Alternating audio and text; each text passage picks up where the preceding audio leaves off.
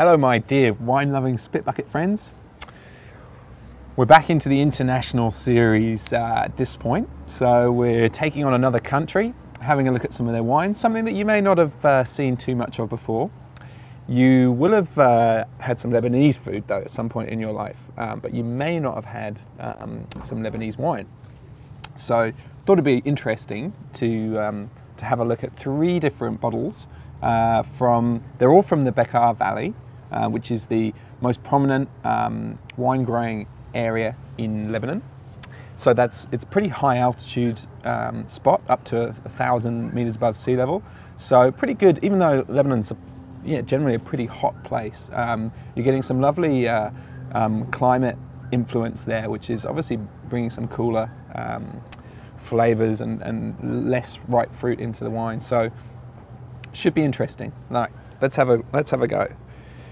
Chateau Fakra, which let's face it is a good name, 2008. This is called the Perla Blanca du Chateau, and that is a Chardonnay, Viognier and Sauvignon Blanc blend, which on the face of it you'd say, I know all of those pretty well. Does it taste like a blend of those though? It's a pretty weird smelling wine, I have to say. Quite floral, orange kind of character too, like orange blossom,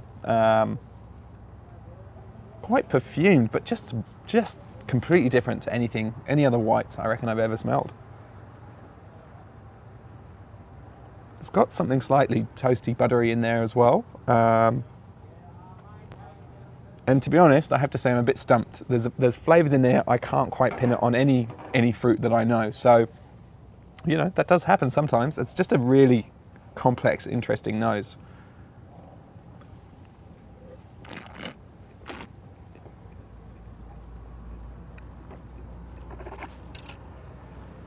On the palate, not unpleasant, but definitely different.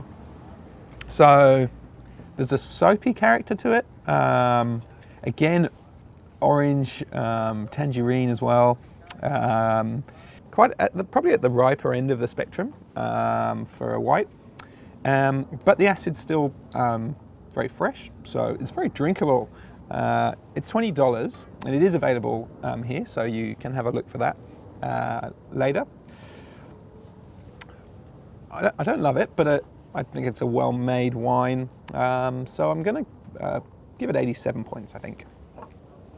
All right, now Lebanon's certainly more famous for its reds, and there are some very famous chateaux there with a lot of French influence in their history. And Chateau Muzar is probably the most well known, but Chateau Kefraya is fantastic as well, and has built a great reputation over the last few decades. So this is the Chateau Kefraya Vin Rouge. So this is their estate wine, I guess, and it is a blend of Cabernet, of Syrah, and of Mourvedre, which is a pretty interesting blend if you think about it. For me, I don't know the percentages in this wine, but it really feels like Cabernet is dominating this wine. You're getting lots of blackcurrant on the nose and that blackcurrant leaf as well. So some sort of light cedar, oak influences there, but quite pure black fruit. And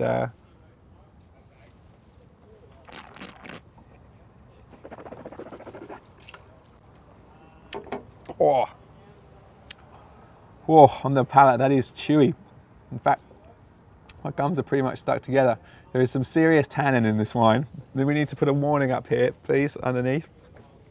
This is a 2006, so it's 6 years old, but the tannin hasn't softened at all yet. So, and that's again typical of some Lebanese reds that I've seen before. They can age for decades. So this is still feeling very young. Lots of acid. There is that black fruit there, and it's definitely that Cabernet dominating again. But you want to give this one a while. 88 points.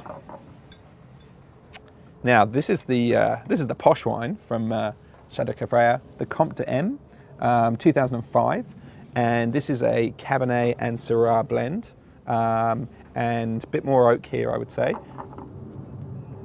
Certainly from the nose, that's the impression. It's a bit more, feels a bit more luxurious. The oak feels a little bit more smooth. You've got that blackberry, less sort of dominant blackcurrant, but more of a smooth blackberry, and definitely some toast from the oak there. And quite a wild, savoury note as well. Really nice sort of cooked meat sort of flavour, which I really like in a big red like this.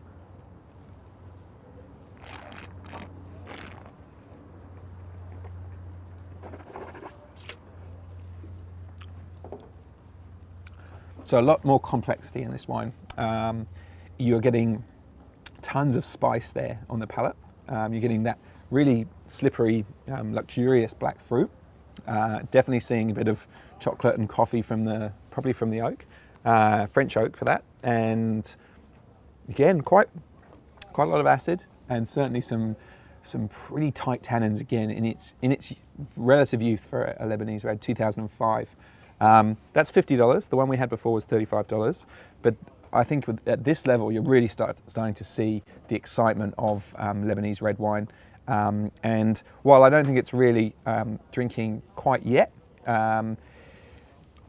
it's a great prospect for your cellar for a couple of years down the line. And I would give that wine 90 points. These wines are available in Australia, as I said. Liquor Paradise is a good place to look. We'll put the details up on the screen there, and would be very interested to hear what you think about Lebanese wine if you've had it before, because it is a pretty distinct and unique taste. Certainly when it ages, it gets some really savoury, leathery kind of characters in the reds. Whites I'm not so sure about, but reds definitely worth having a look. So let us know what you think. Leave some comments under the video, and we will continue our travels around the world in search of interesting and certainly diverse wines for Spit Bucket. So in the meantime, I'm off to pack my bags. This has been Spit Bucket, where I spit so you don't have to. Cheers.